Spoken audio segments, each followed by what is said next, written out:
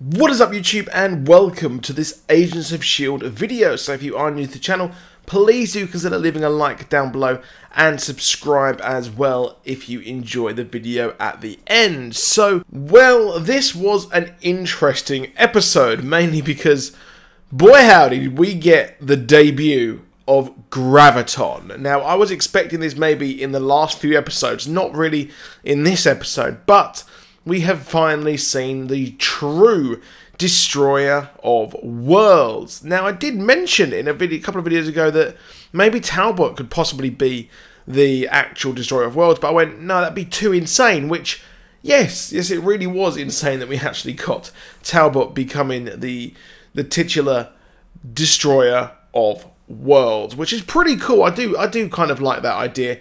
He looks like Graviton. He looks incredibly like the character from the comics. And in the trailer next week, we will actually be seeing him and Coulson go up against Corvus and the rest of the Marauders. So it looks like this is the end game for the poor old Coulson and Talbot, who seemingly has... So he was mad before, but he's got all of the Gravitonium inside him now, and, well, that turned Creel and Ruby crazy as well. So I shudder to think just how crazy Talbot will actually be with all of that in his body. So that is everything that's going to be happening next week. It's a showdown, and that's possibly going to be the actual Destroyer of Worlds story end. So I think that we will see him fight these dudes, and maybe he won't be able to control his powers, and will end up cracking the Earth, which I'm not looking forward to seeing. It's going to be insane, and I do hope that the agents do actually survive somehow.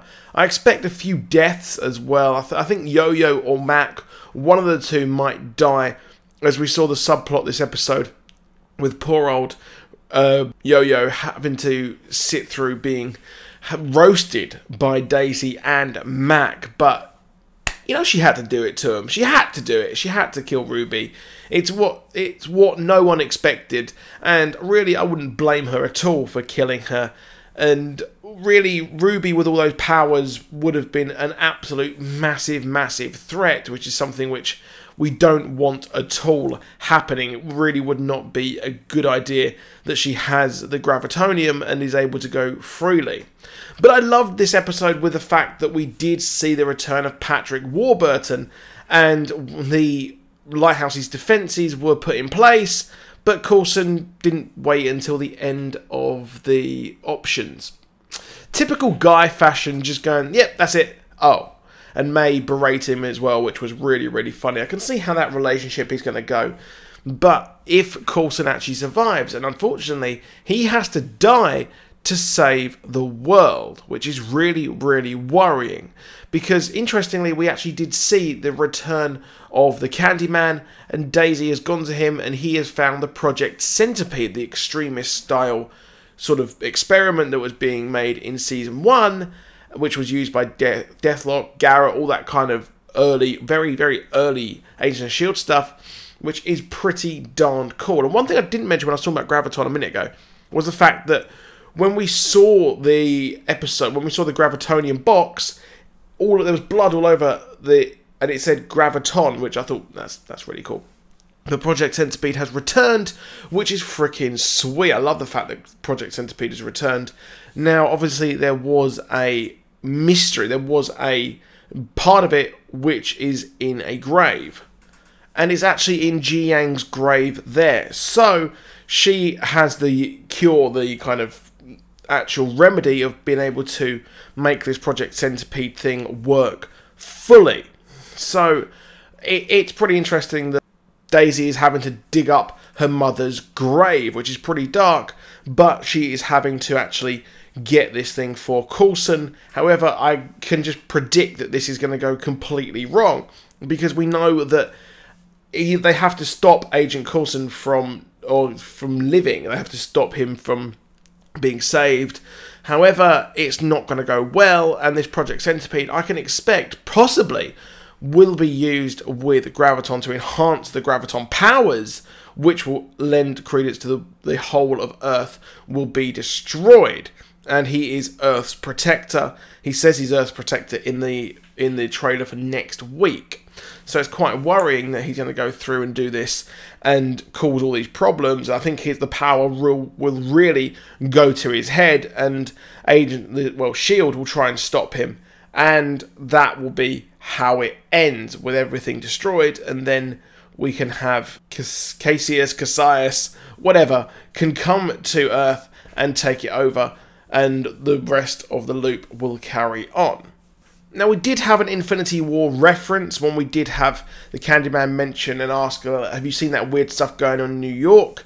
Yes, we have a crossover. It works. That's really as much as we were going to get.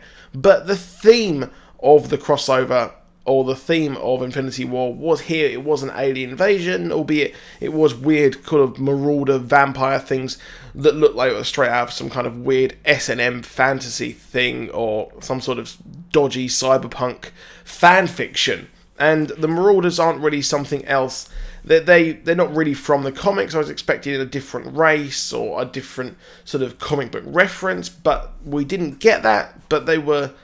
That's it. We know that they are incredibly powerful and scary. They did look kind of spooky, I guess, but we will see the culmination of this episode, this story, this fight, as we will see Talbot and Coulson go up into that ship, which is presumably where Hale is. We do see her on that ship as well, and I expect that we will have to have her team up as well, as this whole sort of invasion angle.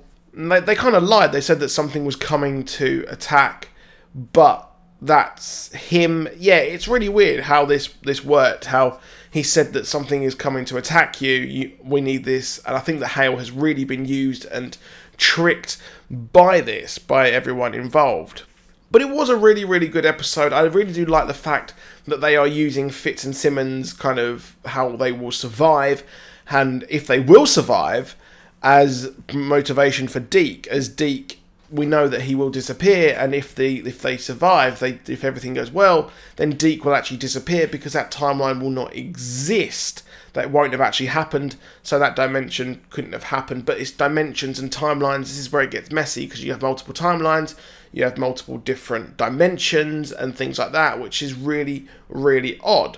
But I think they're going to keep it simple, and they're going to keep it with Deke, and I expect him possibly disappear. Maybe the last thing will be Deke disappearing, and then we'll go into the culmination of the Agents of S.H.I.E.L.D. storyline, because I did say that this is an actual end season, sort of. This is the end of the series. I wrote this as the whole end of it.